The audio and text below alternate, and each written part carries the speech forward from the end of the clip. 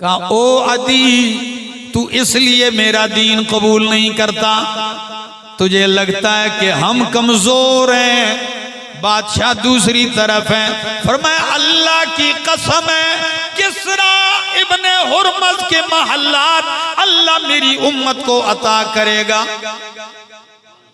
उस वक्त super power था किसरा और दूसरा कैसर। कहा किसरा इब्ने हुरमज के खजाने मेरी उम्मत के हाथों में होते।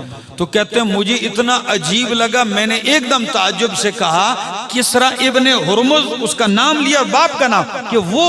फरमाया हाँ अदी वही। और अगली बात सुन, तू इसलिए मेरे दीन में नहीं आ रहा कि हम गरीब हैं, माल नहीं है लोगों के पास। तो मेरी ज़बान मुक़द्दस से ये भी सुन ले, इन्नल माला लयफीज़ु, ये माल जो आज नहीं है अनकरीब ये इतना वाफिर हो जाएगा कि ये पानी की तरफ बहेगा। लोग अपनी ज़कात सदकात निकाल के बाहर खड़े होंगे, लेने वाला कोई नहीं होगा। फरमाया अदी याद रख, जब ये जुमले कहे फिर मुझे कहा अदी अस्लिम, तरगीब दी, फिर कहा अस्लिम। अदी कहते हैं मेरा सीना नूर से भर गया और मैंने कहा अशहदु अल्ला इलाहा इल्लल्लाहु व अशहदु अन्ना मुहम्मदर रसूलुल्लाह। कलमा पढ़ लिया। तो अदी क्या कहते हैं? कहते हैं अल्लाह की कसम, नबी अलैहिस्सलाम के ये वादा, पहला वादा, हीरा से लड़की को खुद अपनी आंखों से देखा, वो आई और काबा का तवाफ किया और उसे कोई छेड़ भी नहीं सका, बुरी नजर से नहीं देख सका, कहते हैं खुद देखा।